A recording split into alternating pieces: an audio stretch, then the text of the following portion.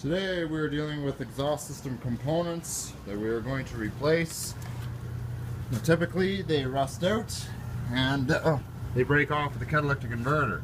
I'm going to try and save these 3 bolts here because I need them, and I want to save the Catalytic Converter.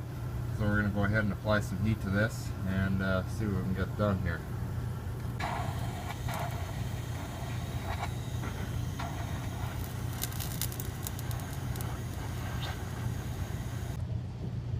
Okay, so I had to torch the bolts out. They were too badly corroded, so I'm gonna have to use new bolts. Plus these holes are a little more enlarged than what they're supposed to be. So when you pry this piece off, the old piece for the resonator pipe, you're also gonna find a little gasket, if you will.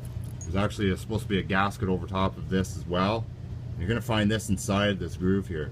So you're gonna want to pry that out of there. And you're going to have new ones. You're going to want to replace these, of course.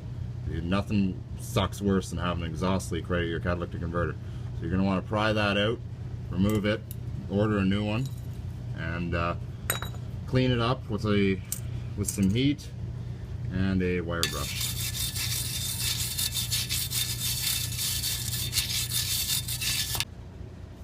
Okay, so next I'm going to install my gaskets and prepare everything to be installed.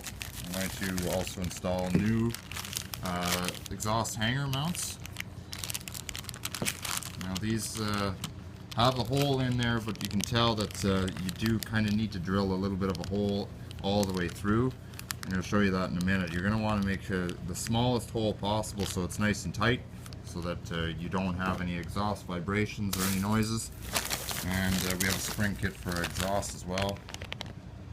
I'll show you guys that in a minute.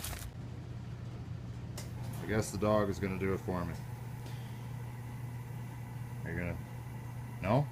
You're just going to sleep there. Why doesn't that surprise me?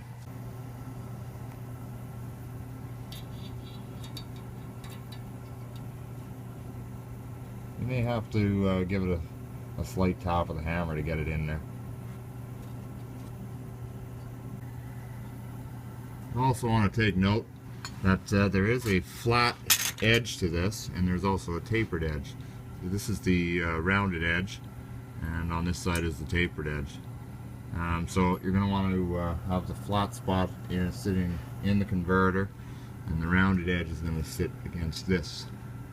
And some of them are different, but I'm just going to want to have that situated in there, and then we can put in our gasket and install our pipe.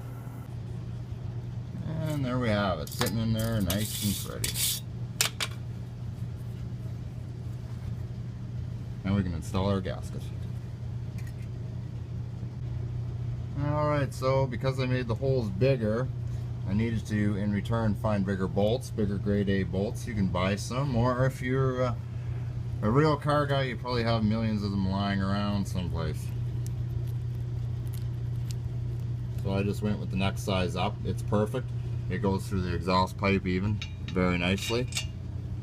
So I will use bigger washers as well, and it'll be perfect for what we're doing here. It'll be good enough for this old car.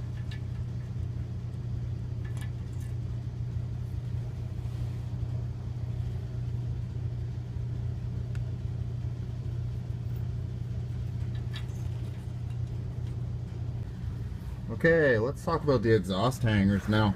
If you managed to lose your exhaust pipe, there may be remnants of your old one, or they might still be intact.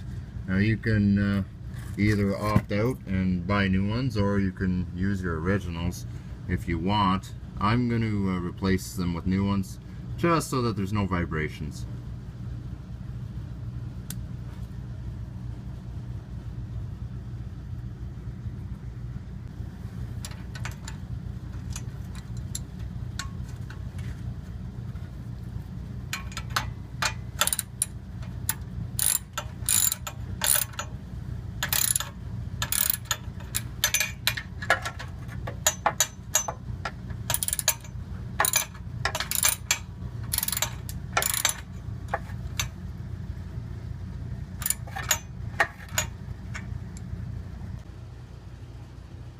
Alright, next with the installation of our exhaust components, we're going to deal with the muffler now.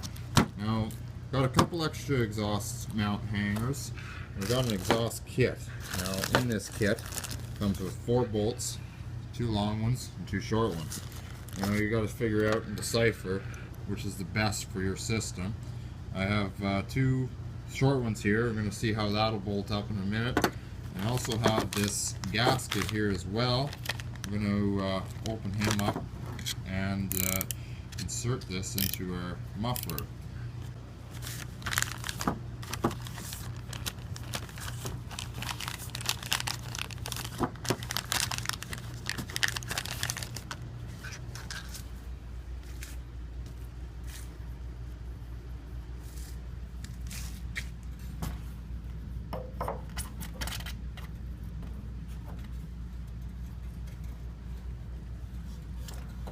Okay, now we're going to go ahead and install the muffler from the underneath the vehicle. I'm going to use this other exhaust hanger, and we're going to see if we can get our muffler situated.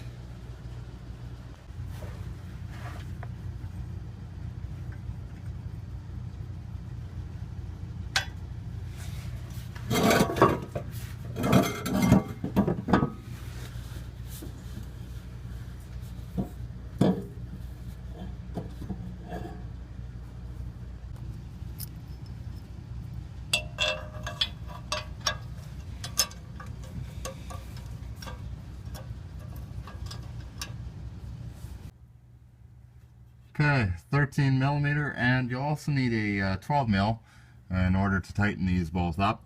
And once you got that and your exhaust hanger, you're all systems to go here. Make sure it's nice and tight. And if you really wanted to, for an added bonus, and what I might do next week is I will end up cutting this here right off, and I'll put on a nice tip. I'm not sure what kind of tip. Nothing outrageous, just something instead of just a cut off end here. I don't really like stuff like that. It'd be nice if it had like a downspout. So I might just cut it off here and do the same.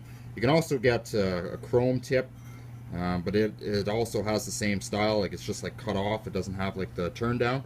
So that's up to you as well. Next, run the vehicle. You're going to want to make sure that you got it the way you want it, that there's not any exhaust leaks.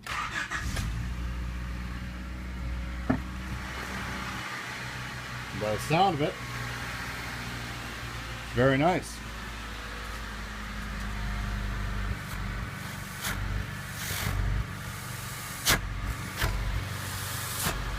A little bit of a back pressure there when I put my hand over the exhaust pipe.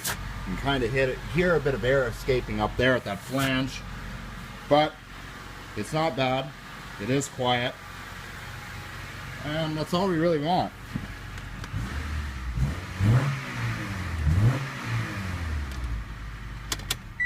So all you hear right now is just basically engine noise.